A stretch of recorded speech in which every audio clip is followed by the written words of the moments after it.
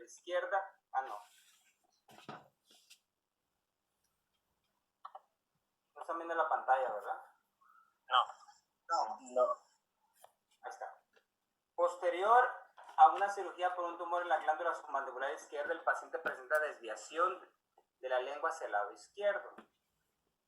¿Qué otros músculos estarán comprometidos en su inervación?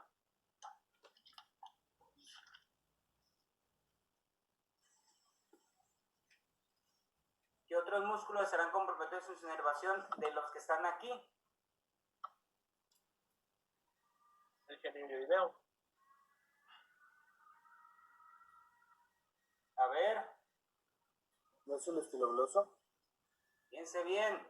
A ver, ¿El oioideo? tienen que analizar lo que ustedes contestan y lo que ustedes piense. Posterior a una cirugía por un tumor de la glándula submandibular izquierda, el paciente presenta desviación de la lengua. ¿Qué significa eso? ¿Qué se lesionó? ¿Qué nervio se lesionó que está relacionado con la glándula submandibular? ¿Qué estructura?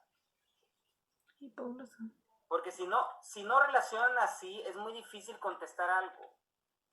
¿Qué se comprometió aquí? ¿Qué estructura?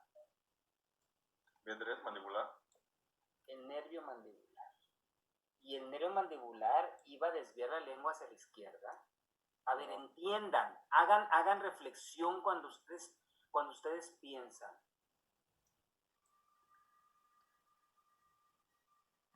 ¿Qué músculo no está inervado que está desviando la lengua a la izquierda? ¿Genioglosso? El geniogloso izquierdo. ¿Hacia dónde apunta el geniogloso izquierdo? ¿Hacia el lado qué? Derecho.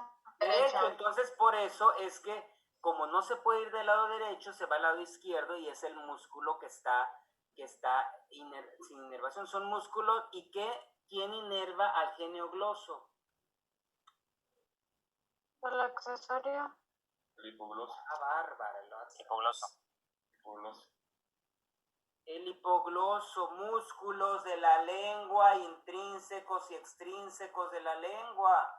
Músculos intrínsecos y extrínsecos de la lengua, a excepción del palatogloso, nervio hipogloso, lo hemos estado hablando 20,000 veces, y que va en la parte media de la glándula submandibular. Y si tengo una lesión, un tumor de la glándula submandibular, puedo lesionar ese nervio. Entonces voy a tener desviación de la lengua hacia el lado izquierdo, hacia el lado de la lesión. ¿Sí? Y entonces, ¿qué músculos estarán también comprometidos? Pues músculos que tengan que ver con el nervio hipogloso. Estilogloso. Todo lo que tenga que ver con gloso, a excepción del palatogloso. ¿Cuál es entonces? Pues el estilogloso, porque el vientre posterior del digástrico, ¿quién lo inerva? ¿Quién inerva el vientre posterior del digástrico? B3, mandibular. No. ¿No? Es el 7, el facial. El facial, la rama Facial. cervical. ¿Quién va a inervar al externo tiroideo?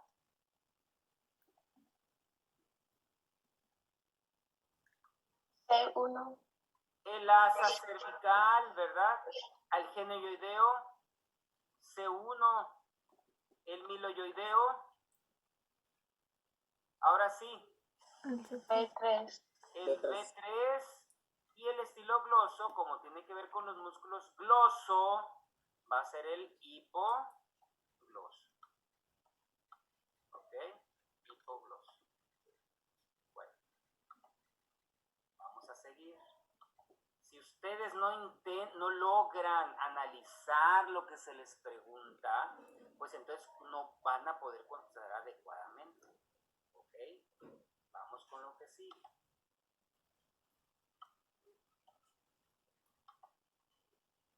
Una mujer de 50 años que acude a urgencias porque dice que presenta palpitaciones, dice que se le quiere salir el corazón por el pecho. Le colocan el monitor y presenta frecuencia cardíaca de 170 por minuto. Quiero estimular el seno carotidio para intentar disminuir la frecuencia cardíaca. ¿A qué nivel lo debo de hacer? C4. C4. A nivel de C4, en la bifurcación de la arteria carótida común, justamente en el borde superior del cartílago tiroides, a nivel de C4. Muy bien. Posterior a realizar el masaje carotídeo, la paciente vuelve a su frecuencia cardíaca normal. La respuesta que presentó la paciente fue por efecto ¿de quién? ¿De qué par craneal la respuesta? El vago.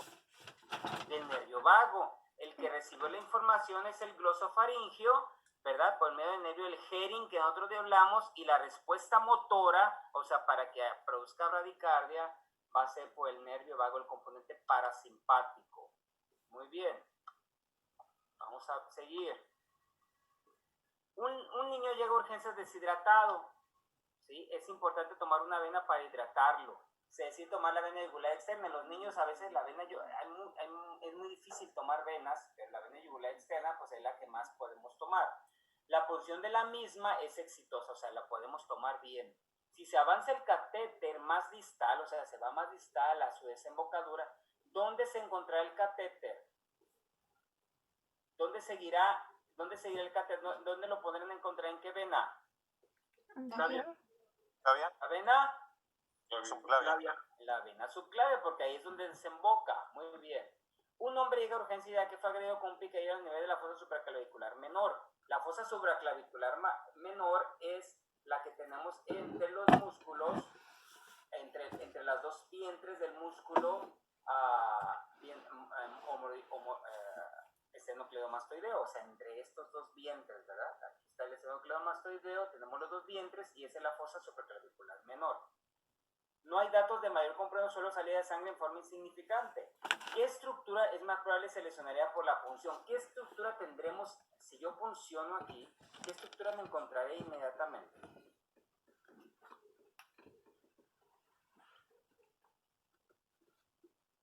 ¿Quién tiene una idea? ¿Nadie? ¿La carótida? No.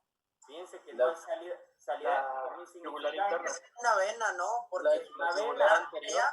La vena yugular interna. La vena yugular interna. Es por eso que también podemos hacer punciones yugulares internas, o sea, para tomar la vena yugular interna. ¿Y cuál es mi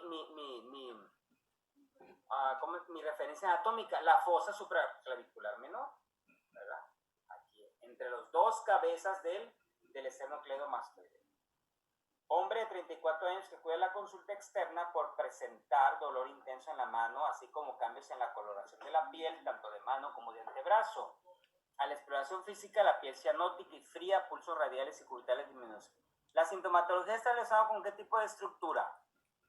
Anterior. Muy fácil. Arterial.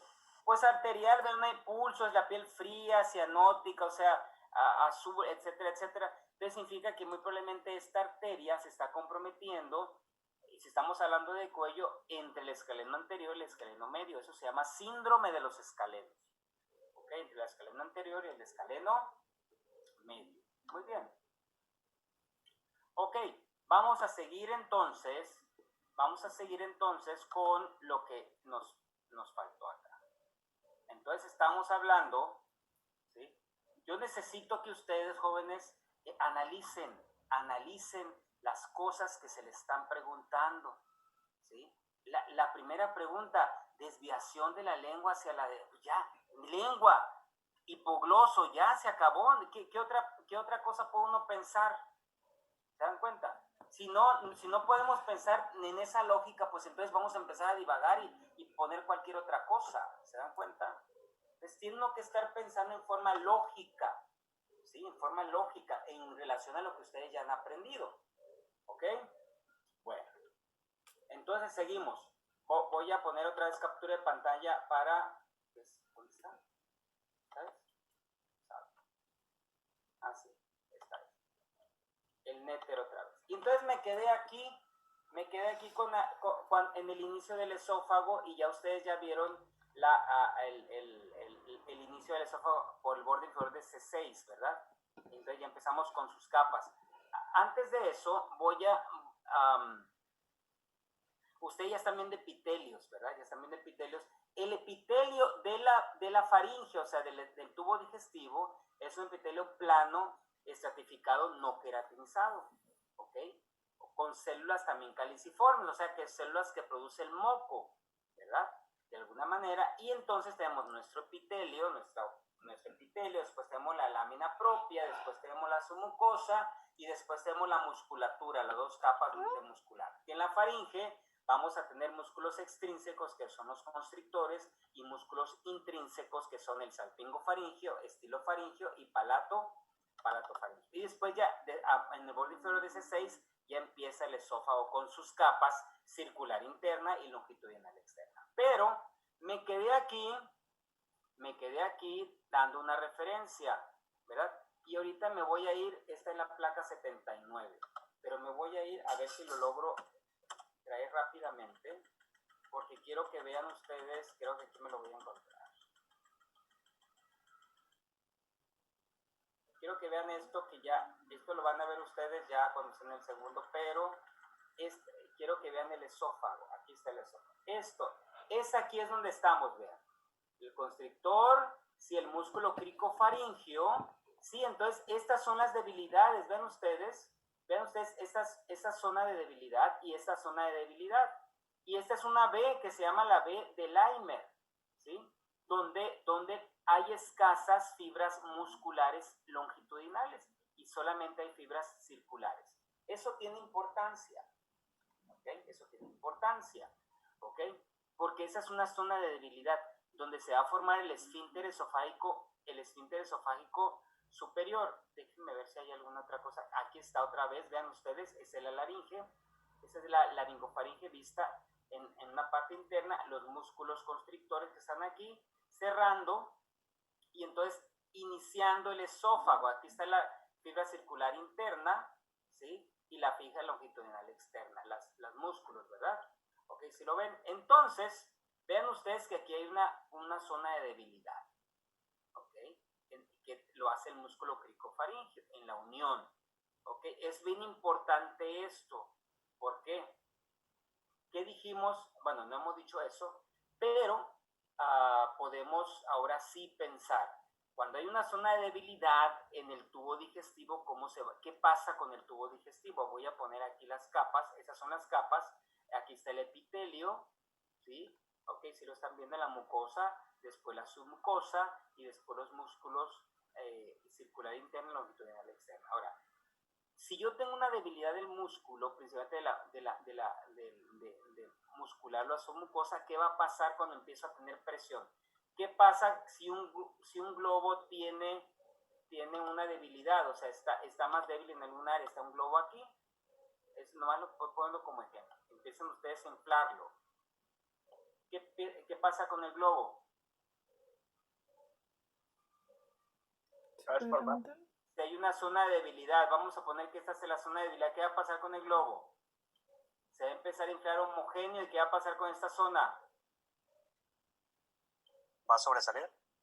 Se hace un chipote, ¿verdad? ¿Sí o no? Sí. Y esta es la zona de debilidad del globo. ¿Ok? No, es la misma acá. Cuando nosotros tenemos zonas de debilidad en el tubo digestivo, vamos a hacer, y ahora sí me voy a regresar, ¿cuál era la página? 79. 79, ahora sí me voy a regresar a la página 79 porque quiero que entiendan. Entonces, si aquí va a ser la zona de debilidad, entonces ¿qué va a pasar? Vean ustedes lo que va a pasar. Entonces se va a formar una bolsita que va a ir creciendo y se va a llenar de comida. Y esas bolsitas en el tubo digestivo se llaman, ¿quién sabe?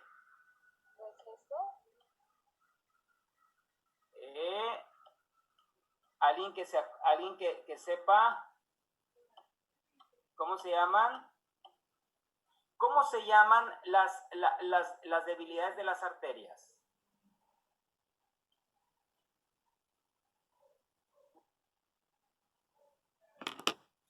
¿Cómo se llaman las debilidades de las arterias? Es más, voy a ir más todavía más fácil. ¿Cómo se llaman las debilidades de las venas? Porque su mamá, su abuelita tiene venas dilatadas. ¿Cómo se llaman? ¿Cómo le dicen? Varices. Varices, veas, ok, debilidad. Ahora, ¿cómo se llama una debilidad de una arteria? ¿Cómo se llama? Aneurisma. Aneurisma. Muy bien, aneurisma. Ahora, ¿cómo se llama la debilidad del tubo digestivo?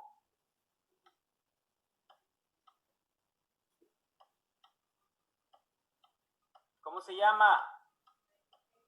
Divertículo.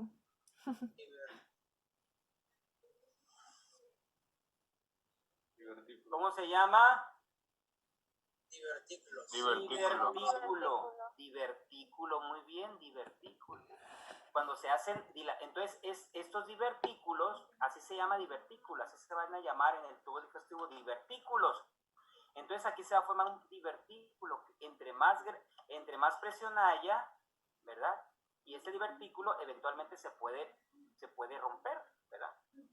¿Ok? Porque va a estar lleno de comida. Entonces, ¿qué síntomas puede tener el paciente? ¿Qué síntomas creen ustedes que puede tener el paciente con este divertículo? Reflujo. Reflujo. No, el reflujo se da cuando los esfínteres no funcionan. Disfagia. Disfagia, porque ¿qué significa disfagia? ¿Quién habló? Problemas para Dificultad para tragar, ¿no? Muy bien, va a tener dificultad para atrás, porque esto lo va a estar comprimiendo, eso se llama disfagia. También va a tener dolor probablemente, o dinofagia, ¿verdad? ¿Y qué otra cosa va a tener? Dije que se le metía comida aquí. ¿Qué va a tener el paciente? Una infección. Infección, ok, ¿qué más? Mal aliento. Halitosis. Halitosis, ¿verdad? Halitosis con H. O sea, siempre va a tener, ¿por qué? Porque va a tener comida podrida aquí. Y también va a regurgitar como las cabras, comida putrefacta. Ese divertículo esofágico se llama divertículo de Zenker. No hay que olvidarse este divertículo de Zenker toda la vida, porque eso viene en los exámenes que van a hacer en toda su vida, hasta que ya sean especialistas de alguna otra cosa. ¿Ok? Entonces, divertículo de Zenker. Divertículo de Zenker. ¿Ok? Muy bien. Es una debilidad fisiológica que puede hacerse un divertículo si es una debilidad más importante. Divertículo de Zenker. No hay que olvidarse ese divertículo de Zenker nunca en la vida. Yo he visto como 2 o 3 divertículos de Zenker en la vida, pero yo no sé por qué les gusta ponerlos en los exámenes. Después lo vamos a volver a ilustrar. ¿Ok? Muy bien. Ahora seguimos. Antes de eso, quiero hacer una connotación importante, porque no sé si lo recalqué la vez pasada, que es la articulación temporomandibular. La articulación temporomandibular es esta, y evidentemente es una articulación que es una articulación sinovial, ¿sí? Es una articulación que tiene un disco articular, y se da entre ¿entre qué hueso se da la articulación temporomandibular? Va a ser un poquito más la rama de la mandíbula.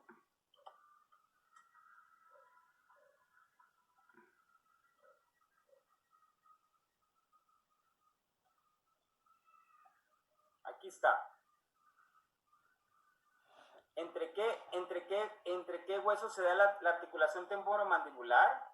Se da entre el tubérculo, entre el cóndilo de ¿quién? De la mandíbula. De la mandíbula y la fosa mandibular del hueso temporal, ¿sí? Vean ustedes, esta tiene una cápsula, es una articulación sinovial, y tiene un disco articular que hace dos cavidades, una cavidad superior y una cavidad inferior, ¿ok? Y entonces esa cavidad superior y esa cavidad inferior va a hacer que el movimiento de la articulación tenga varios movimientos. Vean ustedes, aquí está la boca abierta solamente, vean ustedes, la boca abierta, entonces solamente se va a mover, ¿sí? Pero cuando la articulación se abre más, podemos hacer con esas dos cavidades, se puede hacer la protracción y la retracción, ¿sí? Cuando nomás abre uno la boca, abre y cerrar, ¿sí? Solamente estamos usando, ¿sí? la cavidad inferior, pero cuando hacemos la protracción y la retracción, vean ustedes cómo se hace. Ya se empieza a deslizar, ¿sí? ¿sí? El cóndilo sobre, ¿sí?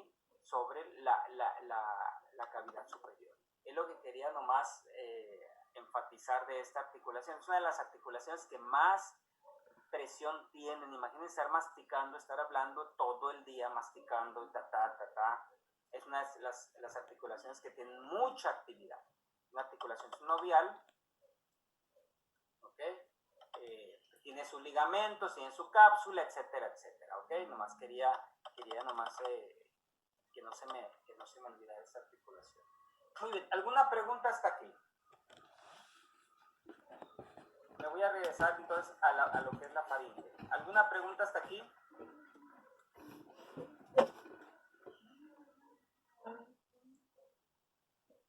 ¿Puedes explicar sobre el divertículo Schenker otra vez?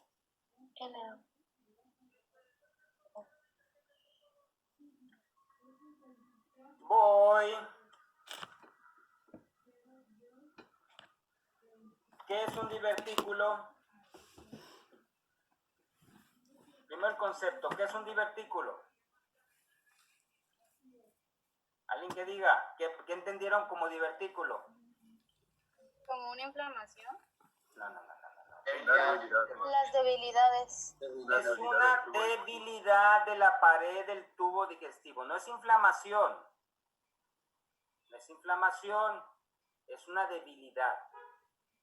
¿Okay? Por eso les puse el ejemplo del globo.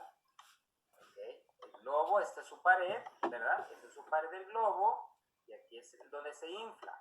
Entonces, si yo tengo una debilidad aquí, ¿qué va a pasar si yo lo inflo? Pues se va a hacer un chipote, ¿verdad? Esa es una debilidad de la pared, no es una inflamación, es una debilidad. En el tubo digestivo estamos iniciando con la unión entre el cricofaringio y el esófago y entonces tenemos al músculo cricofaringio, que es donde se une el músculo constrictor inferior con el esófago. Y entonces aquí tenemos debilidad, hay escasas fibras musculares, una zona de escasas fibras y la B que tenemos aquí también de escasas fibras del esófago. Entonces, si hay suficiente presión, o sea, es una debilidad fisiológica. Si todos tenemos debilidades fisiológicas, no a todos se les hace el divertículo Schenker, pero si la persona viene con esta debilidad más de lo normal, la presión del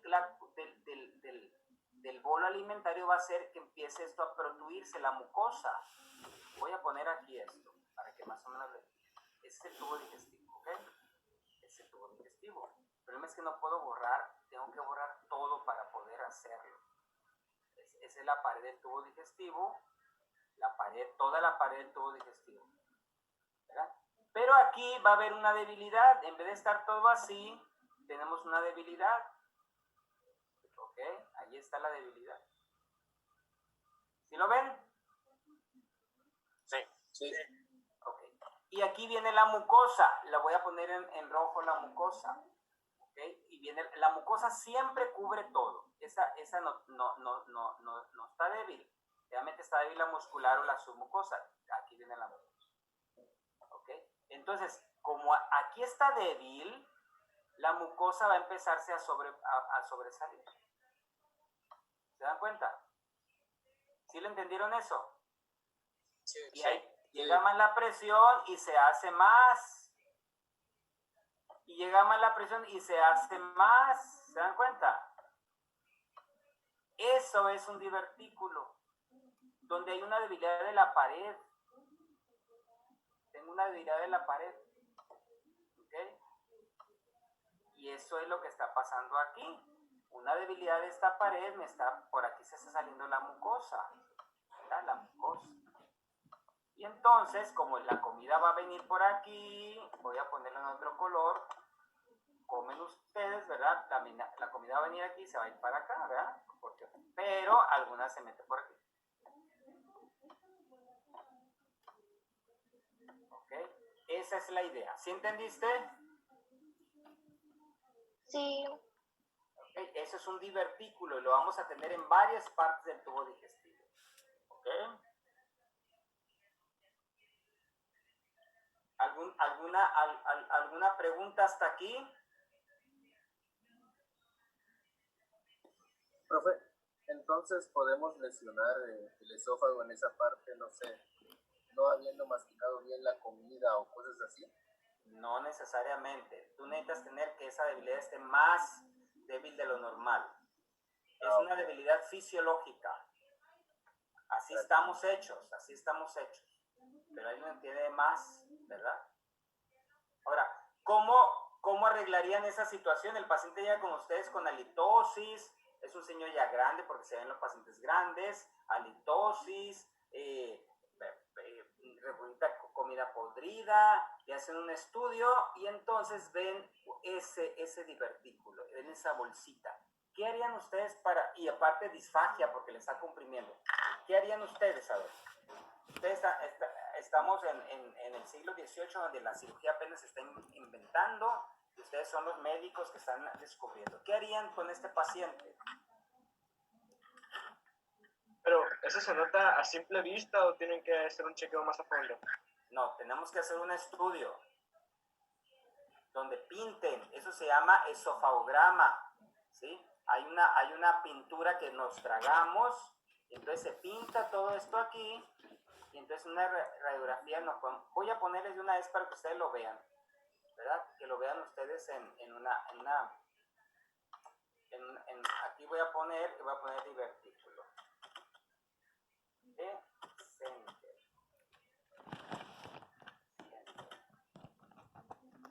Para que vean ustedes imágenes, cómo se va a ver un divertículo de Senker. Okay, vean ustedes aquí esta imagen, solamente para que entiendan, vean ustedes cómo está el divertículo. ¿Sí lo ven? ¿Sí lo ven cómo sale? ¿Sí? Sí. Entonces voy a buscar una imagen. Vean ustedes aquí, se ve perfecto. Vean ustedes cómo se sale de aquí. Ese es un divertículo. ¿Sí lo ven? Sí. Sí. Okay. Ahora, aquí está otra vez, vean ustedes, aquí está otra vez. ¿Cómo lo vamos a diagnosticar? Bueno, en esta radiografía. Vean ustedes, aquí es una radiografía donde el tubo digestivo el esófago se debe ver parejito, pero aquí está una bolsita, que es esta. ¿Sí lo ven? Sí. Okay. Eso se llama serie esófago gastrodenal. Aquí está otra vez, vean ustedes, está muy bonita. Ven, aquí está el divertículo y aquí se ve la bolsita. Le hicieron tomar un medio de contraste y entonces pintaron el esófago. ¿Ok? ¿Sí lo entienden? Sí, sí. Okay, aquí se ve otra vez, vean ustedes el divertículo, la bolsota. Y entonces aquí podemos verlo en una endoscopía. Aquí está la bola, la entrada. Okay, vamos a ver endoscopías y voy a enseñarles varias cosas para que ustedes vayan relacionando eso. Pero para personas que lo entiendan. Ahora, díganme qué van a hacer con este paciente. Ahí está. Tiene disfagia, tiene todo lo que ustedes quieran. ¿Qué van a hacer con el paciente? Succionarle lo que tiene allá adentro, ¿no? Succionar lo que tiene. Otro. Ahí está el hoyo, vean. Ahí está la esófago, aquí está el hoyo. ¿Qué le vamos a hacer? Taparlo. Taparlo y extirparlo. Taparlo, otro lo va a tapar. ¿Qué más?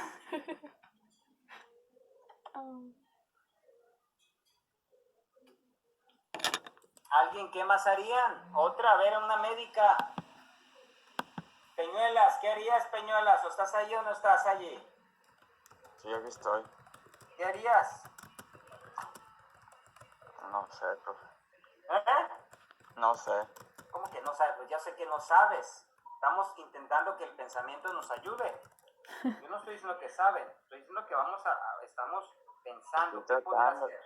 Estoy tratando de que camine la ardilla. ¿Qué? Estoy tratando de pensarle. Ah. Pues piensen porque el médico piensa mucho, ¿eh? ¿Qué harían? ¿Qué harían? A ver, Kiane, ¿qué harías, Kiane? Oye, está muy...